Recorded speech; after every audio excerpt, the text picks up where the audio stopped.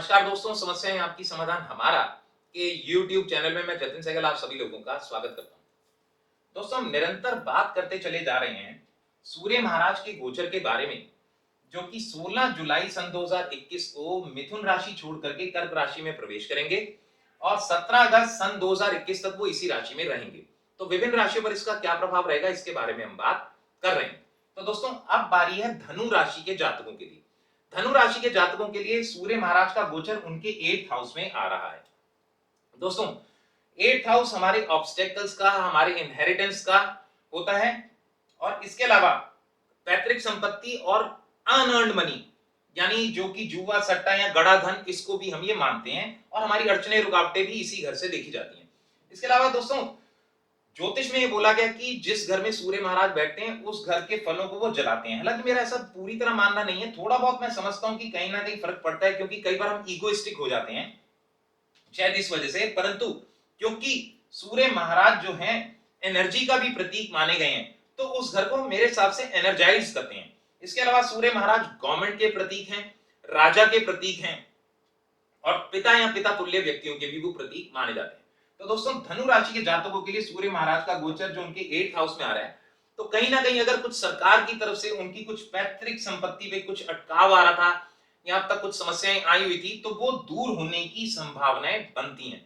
इसके अलावा अगर आपकी कोई लॉटरी या उससे रिलेटेड कुछ ऐसा कुछ पैसा अटका हुआ था, तो वो भी आपको प्राप्त होने की संभावनाएं हैं।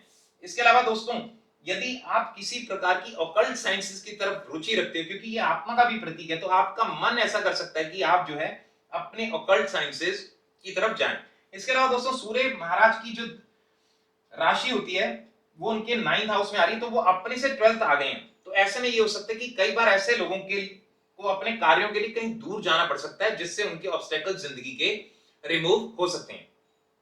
दोस्तों, कई बार ऐसा होता है कि आप देखें कि कुछ कोर्ट केस चल रहा था जिसकी वजह से पैतृक संपत्ति अटकी हुई थी या कुछ ऐसी अड़चने रुकावटें आ रही थी, तो वो भी अब दूर होने की संभावनाएं बन जाएंगी। इसके अलावा दोस्तों, सूर्य महाराज की 7वीं दृष्टि, एक ही दृष्टि होती है, 7वीं दृष्टि उनके 2nd हाउस पे आएगी। 2nd हाउस हमारी वाणी का होता है, कम्युनिकेशन का होता है, हमारे कुटुंब का और हमारे जोड़े हुए धन का भी।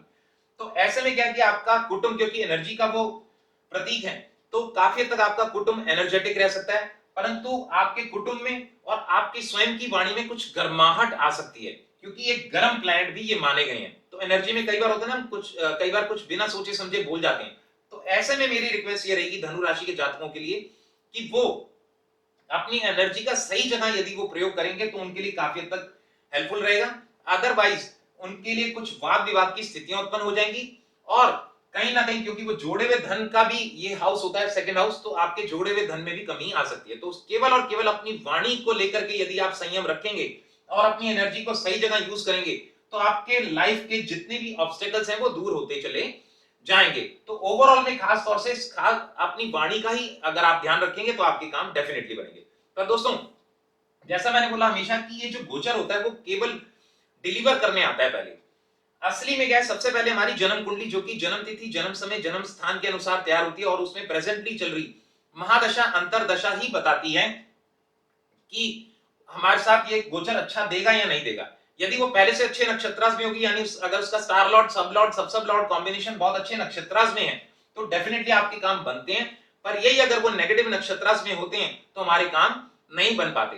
पर दोस्तों, जैसे मैंने हमेशा बोला कि ज्योतिष कभी भी डराने के लिए नहीं बनाया गया है। एक चीज हमेशा से बोलता है और बोलता रहूंगा कि astrology is a divine science, no one can change your destiny but yes you can balance the things. यानी ज्योतिष एक दिव्य विज्ञान है, भाग्य आपका कोई नहीं बदल सकता, परंतु हाँ, आप अपने जीवन में होने वाली घटनाओं को थोड़ा संभाल अवश्य सकते हैं पॉजिटिव कर्मास करके। तो जितने भी धनु राशि के जातक हैं, यदि उनको लग रहा है कि कुछ समस्याएं अभी भी बरकरार है, तो या तो वो अपनी कुंडली का एनालाइज करवा सकते हैं, जो कि date of birth, time, place of birth से होती है। और इसके साथ साथ उनके लिए ये बढ़िया रहेगा कि वो हर रविवार को, यानी एवरी संडे, गेहूं, गुड़ या घड़ी यानी रिस्ट वॉच किसी गरीब जरूरतमंद को यदि वो दान करेंगे, तो भी देखेंगे उनके लिए गोचर बेटर होता चला जाएगा।